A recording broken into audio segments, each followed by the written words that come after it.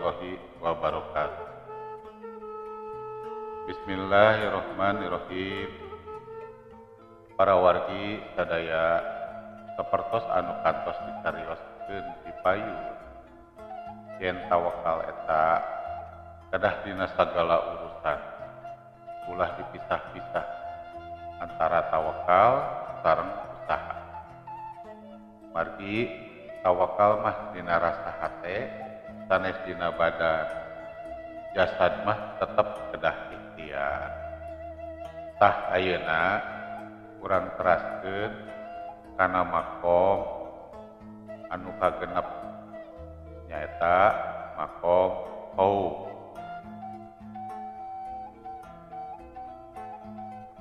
Makom khauf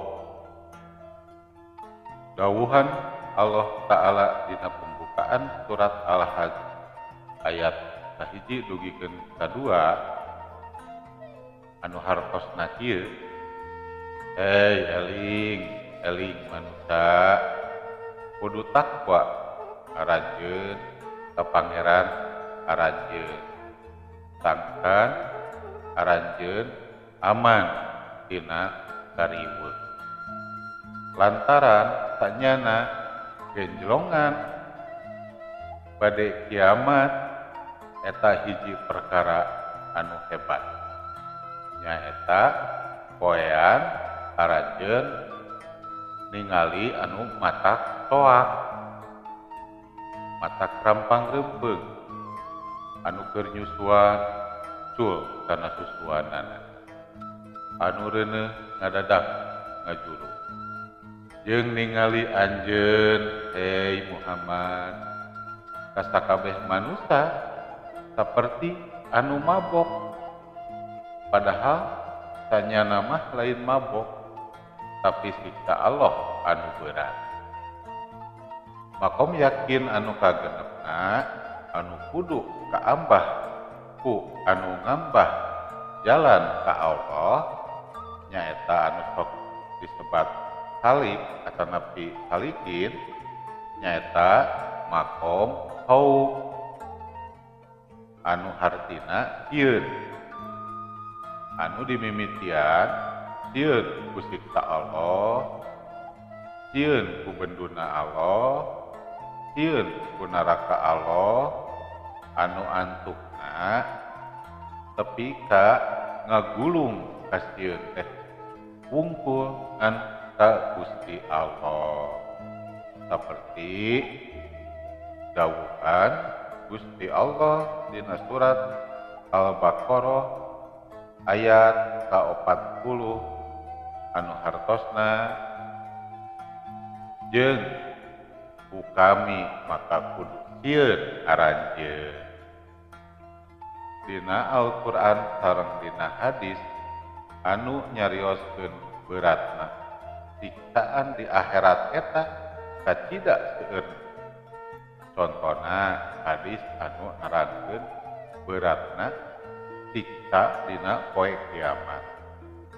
Sapertos hadis sahih riwayat Bukhari sareng Muslim. Jalma-jalma karesangan dina poe kiamat nurutkeun kumaha amalna waktu di dunia, malahan aya anu kakarabekan dina kesangna sorangan, kesangna aya anu nepi kana ceulina, aya oge anu tepi kana handapeun bujal, aya oge anu laput kana paham. Ieu teh diantarana kesang anu teu kaluar dina amal ibadah. Kangjeng Rasulullah Shallallahu Alaihi Wasallam kantos khutbah anu luar biasa hebatna. Saurna, lamun aranjeun nyaho kana naon anu kukuring kanyahoan, pasti aranjeun saeutik ceuri loba ceuri. Para sahabat anu harita hadir ngadadak mengpeunan raraina bari sumegruk narangis itu leehna manahna para sahabat radhiyallahu anhu lenyepkeun ari haub ieu teh asalna kakaget hate anu timbul tina perasaan kecewa atawa ngajenghokna hate tina leupasna anu dipikat cinta dina zaman anu bakal disorak. Contoh anu kahiji saperti sieun ku ancaman Gusti Allah. Contoh anu kadua saperti sieun suul khotimah. Tegesna sieun maot henteu mawa iman, henteu mawa Islam, sabab dosa leutik oge lamun disangharepkeun ku adilna Gusti Allah mah pasti kacida berat. Kukituna ieu sifat sieun ku Allah teh kaasup kana pokok sifat ulama. Sakumaha dawuhan Gusti Allah dina surat Fatir ayat ke-28. Anu hartosna pasti sieun ku Allah di antara hamba-hamba para ulama. Jadi sifat sieun ka Allah teh eta ciri hate para ulama anu ngamalkeun elmuna. Boh ilmu lahir, boh ilmu batinna, bagian jasa sareng hatena. Sehingga leres-leres dina ngajauhan anu matak menang bebendon ti Gusti Allah Subhanahu wa ta'ala. Saur Imam Sufyan Ats-Tsauri cukup haub keur nu awam matak jadi ngajauhan cegahan Gusti Allah. Saur sapalihna ahli tasawuf nu kasebut cieun teh lain anu ceurik bari nyusutan cai panonan bari angger ngalakonan dosa. Tapi anu haub mah nyaeta anu ninggalkeun dosa lantaran sieun ku Allah sareng sieun katipu ku tetagenan kana hampura Gusti Allah bari ninggalkeun kana amal soleh. Kusabab aranjeun mah nyata ahli tasawuf haubna teh bari disarengan ku laras-laras ibadahna ka Gusti Allah siang sareng wengina. Sabab dina hadis oge ari anu untung teh jalma anu nundukeun hawa nafsuna jeung ngamal pikeun bekal sabada maotna. Sawangsulna ari jalma rugi mah nyaeta anu nuturkeun hawa nafsuna sarta ngarep-ngarep ka Allah ku lamunan. Pepeling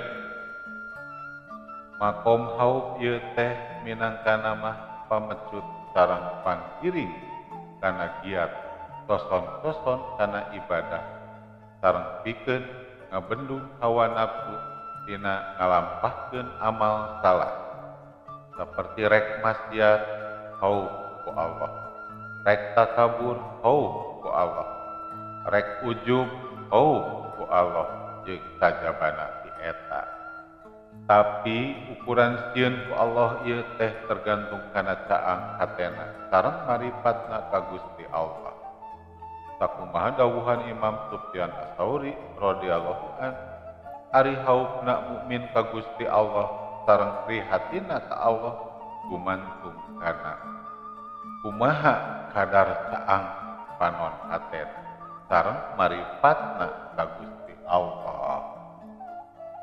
Bukituna para ulama salaf soleh dina sulukna ngalaksanakeun ieu makom haub teh jadi wiridanana minangkana mah seperti imam ahli marifat sareng tasawuf nyata Imam Syekh Junaid al-Baghdadi radhiyallahu anhu. Penting teh dibagi tilu bagian, sabagian keur ibadah, sabagian keur sare, sabagian deui keur ceuri.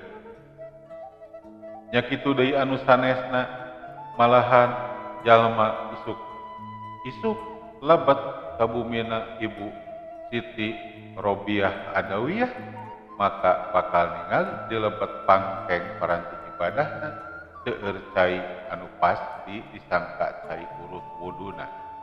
Padahal eta teh cai panon tilas nangis dina wengi. Nya kitu deui nangisna para gegeden sahabat dina ngaraos lalawara kana hak-hak Gusti Allah.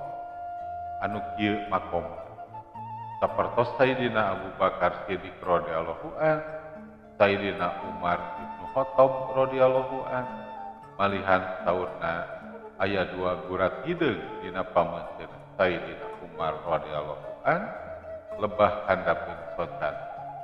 Si horeng eta teh tilas ngucurna cai socan balas nangis ka Gusti Allah. Rumaos teueur lalawara kana hak Gusti Allah. Ari makomna saperti kieu teh deui nyaeta Sayyidina Abu Darda radhiyallahu an, Ibnu Abbas radhiyallahu an, Khalifah Umar bin Abdul Aziz sareng seueur deui anu sanesna anu antukna aranjeunna tara sare ngagoler cukup ngandalkeun bari diuk bae lantaran izin ku Gusti Allah kecuali aranjeunna nuju dina kaayaan darurat. Dina masalahna ceurik anu dijalankeun ku para sahabat sareng para ulama salaf soleh ieu teh ceurikna hate sareng ceurikna ruh anu katembongna dina badan ieu anu katempuhan nepi ka ngaluarkeun cai panon padahal hakikat anu ceurikna mah nyaeta hate. Sakumaha saur Fudal bin Iyad, ceurik teh lain ceurik panon tapi ceurik hate kusabab sok aya anu panonna ceurik padahal hatena mah henteu. Sapertos ceurikna anu munafik, ceurikna teh dina sirahna lain dina hatena. Jadi ceurik ieu teh sanyana mah rupa-rupa. Aya anu timbul tina sirah ieu mah disebutna ceurik munafik. Aya deui anu timbul tina dada nyelek diceurikeun nepi ka budalna kaluar. Nu ieu mah ceurik tina pangaruh jin anu aya dina dada. Anu kieu mah rada seueur awas sing hati-hati. Jeung aya deui anu ceurik lantaran gehgeran. Pedah dirangkul kunu ceurik atawa ningali jeung uping anu ceurik sok milu ceurik. Saur Imam Sufyan As-Tsauri radhiyallahu an nyaeta imam hakikat sareng syariat. Ari ceurik eta aya 80 bagian. Ari ceurik eta aya 10 bagian. Ngan hiji anu karana Allah. Anu 8 bagian deui mah gagal karana riya lain karana Allah. Saterasna saur eta imam lamun jalma ngajaran sakali bae dina sataun ceurik anu karana Allah insyaallah eta jalma salamet ti neraka. Cara sulukna rak ku anjeun hei salik gerataekan ieu makom hau dimimiti diajar hau nepi ka bisa hau. Sing nepi ka jadi ahli sareng adat.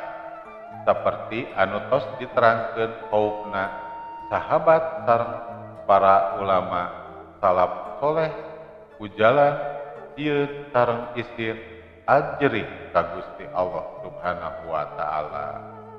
Sabab rumasa taledor sareng rumasa hina di payunan anjeunna. Nyaeta sok sieun suul khotimah, sok sieun istijrad, sok sieun katipu kagendam disungkun sareng anu sanesna. Prakai sali talungtik hate anjeun sanajan dina amal ibadah oge. Sabab bisi alus mungguh anjeun padahal goreng mungguh Allah. Nu matak kajeun teuing sabada salat oge tetep we kudu istighfar sareng tobat. Sabab timbul tina rasa haus sareng isin ku Gusti Allah. Sakumaha dawuhan Ibnu Athaillah dina hikam. Pangalusna ilmu nyaeta anu dibarengan ku kasieun ka Allah. Ari ilmu lamun dibarengan ku kasieun ka Allah, maka eta mangpaat ka anjeun. Sawangsulna lamun teu dibarengan ku kasieun ka Allah, maka eta ilmu teh mudorot ka anjeun. Malahan ngajauhan ka anjeun. Sareng pangnahau sing nepi kana pol 100% teh ngarah bijil sahwat nafsu anjeun tina hate anjeun. Kitu dina hikam Ibnu Athaillah. Moal kaluar sahwat nafsu tina hate anging ku kasieun anu nyentak ngagetkeun anu minuhan hate. Saperti cinta anu pohara matak kapeng teongan. Dawuhan Gusti Allah Subhanahu wa taala dina surat Al-Baqarah ayat ke-74 anu hartosna tuluy teuas hate aranjeun disabada kitu makanya eta saperti batu malahan leuwih teuas. Jeung sanyana ti antara batu masok bijil pirang-pirang susukan. Jeung sanyana tina batu mah sok beulah terus bijil cai. Jeung sanyana tina batu mah sok ragrag tina sieun ku Allah sareng teu poho Allah kana naon amal anjeun. Dawuhan Gusti Allah ieu nuduhkeun kana sanyana hate jalma di antarana aya anu teuas saperti batu malahan oge aya anu leuwih. Ari pangna disarupakeun sareng batu eta teh dina pada teu bisa dileuleuskeun. Beda deui sareng besi atawa baja. Sanajan teuas oge eta mah bisa dileuleuskeun. Ari pangna disebutkeun leuwih teuas manan batu sabab ari batu mah bari teuas oge aya tilu kaanehan sakumaha disarioskeun dina ieu ayat nyaeta kahiji batu mah sok timbul pirang-pirang cai anu kaluar dina jeroanana terus ngalir ngajadi susukan anu kacida gede mangpaatna sakumaha cai anu kaluar ti gunung-gunung. Kadua, batu mah sok sanajan teuas oge sok rengat sok beulah anu antukna rembes tina sela-sela eta batu nyaeta cai. Katilu, batu mah sok ragrag ngagulutuk min khosyatillah tina sieun ku Allah Subhanahu wa taala. Tah ieu teh diantarana kaanehan batu. Ayeuna urang nerangkeun kaanehan kaayaan hate. Di antarana aya 3 rupa kaanehan seperti batu. Hate anu disebut ku Allah Subhanahu wa taala teuas ieu teh maksudna nerangkeun panyakit hate.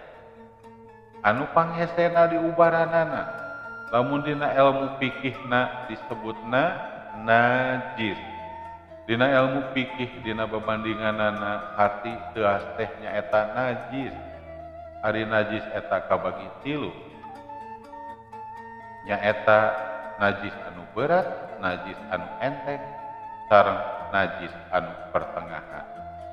Tah sami saperti kitu bae tingkatanana teasna hate jalma. Ari pikeun ngabersihan najis eta aya dua cara. Kahiji carana ngabersihan make cai. Kadua ngabersihanana make batu. Sabab batu oge sok ngaluarkeun cai. Ayeuna cara sulukna. Urang ieu moal bisa mecahkeun batu anu teas lamun henteu leukeun jeung henteu ngaluarkeun tanaga. Jeung hese deui beulahna lamun urang teu apal urat. Tah saperti kitu cara urang oge pikeun meupeuskeun hate. Nyaeta kudu bisa ngabarantas panyakitna kalawan leres-leres mujahadah sareng riadoh tuluy suluk ngambah makom yakin terutama nyaeta min khosyatillah dina sieun ku Allah. Saterasna lamun eta hate tos beunang urat-uratna tan wande eta hate teh bakal beulah ngaluarkeun cai tapi lain cai sambarang cai. Ieu mah maksudna cai hakikat.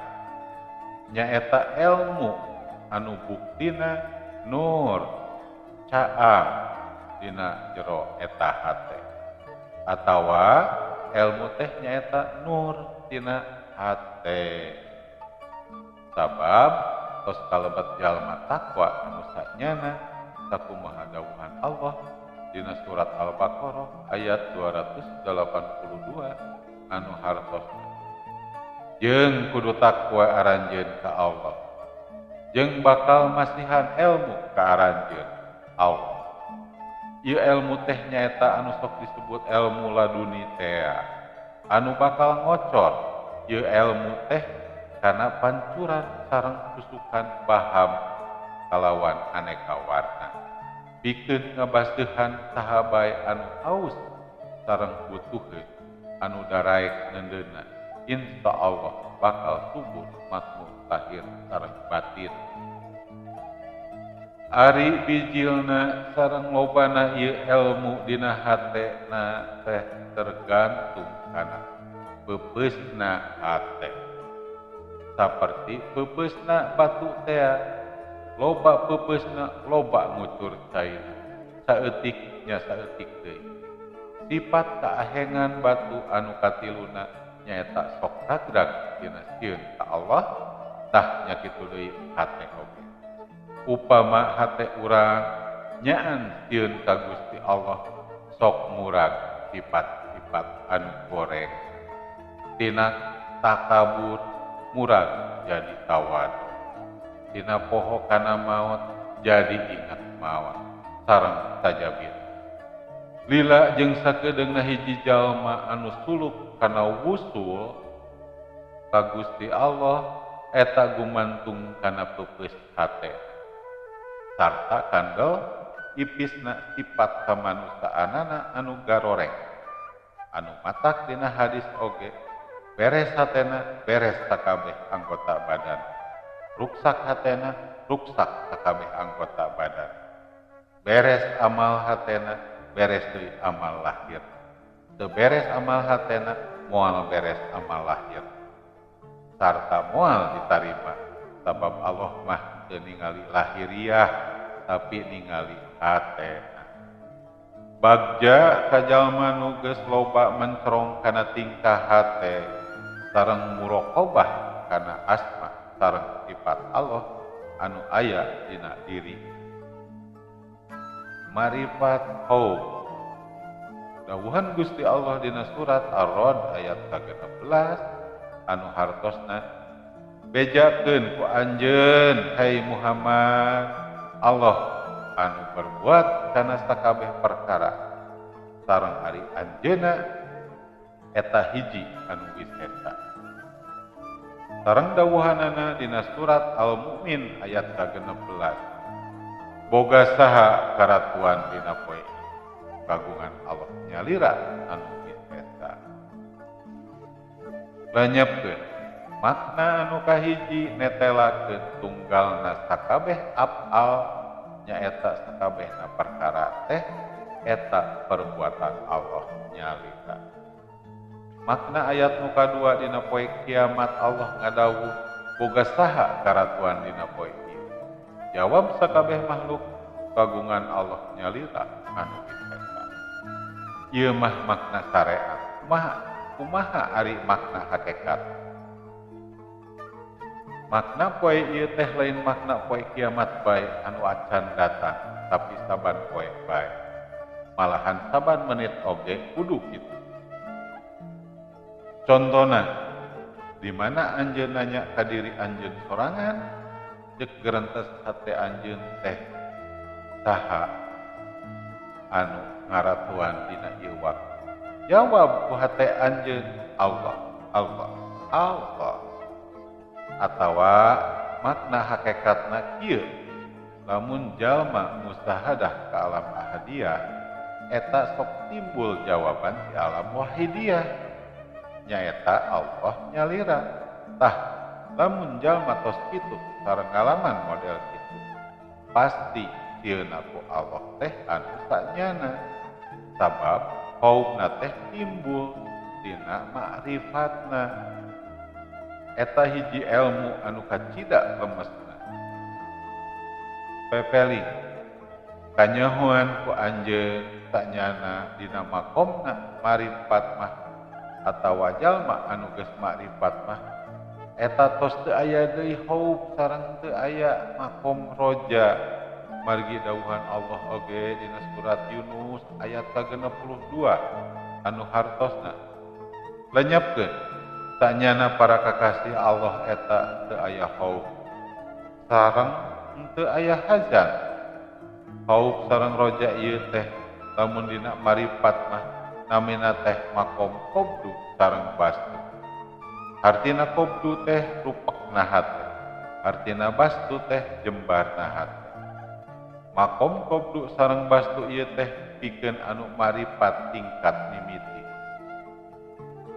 Pikeun anu tingkat luhurna mah nyaeta jalal, jamal, tamal, rububiyah, rohmaniyah, ilahiyah. Moal ngarti kana sajatina ieu makom lamun acan mukastafa sareng mustahadah. Sabab masing-masing tina ieu makom teh aya ciri-cirina anu teu katembus ku ilmu syariat wungkul, tapi kudu ku ilmu laduni nurani.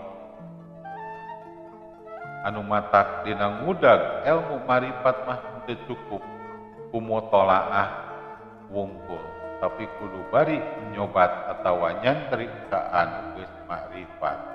Sabab buku sareng kitab mah henteu sanggupeun nerangkeun anu sajelas-jelas. Dalilna dina Quran surat Al-Baqarah ayat 245 anu hartosna ari Allah eta anu ngobdukeun sareng ngabastu. Kukituna diantarana asma Allah teh nyaeta Al-Qabid sareng Al-Basit anu hartosna anu ngarupekeun sareng anu ngajembarkeun. Dina hikam Ibnu Athaillah ngabastukeun Allah ka anjeun, hei anu marifat, supaya anjeun ulah tetep dina qabdu.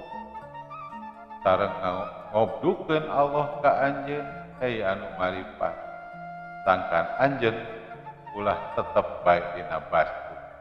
Jeung ngaluarkeun Allah ka anjeun tina duanan qabdu sareng bastu.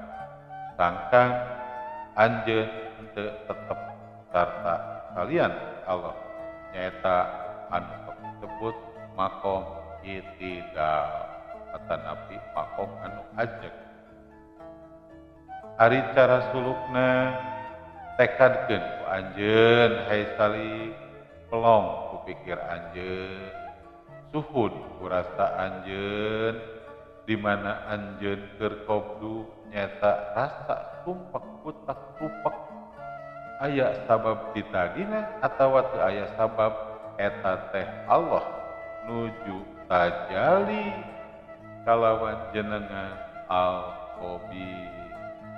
prak murokobaha anu hartosna intip eta asma Allah teh ku pencerongan batin sarengan ku pencerongan rasa bari peureum atawa bari beuntak mun kabeneran anjeun keur aya dina eta makom anjeun wayahna kudu sobat nya kitu deui di mana anjeun ningali ka batu anu keur sumpak pikirna butek rasana tekadkeun bae ku anjeun Allah tajali eta jalma kalawan jenengan al-Qabi kalawan pitulung Allah sareng hidayahna anjeun bakal makrifat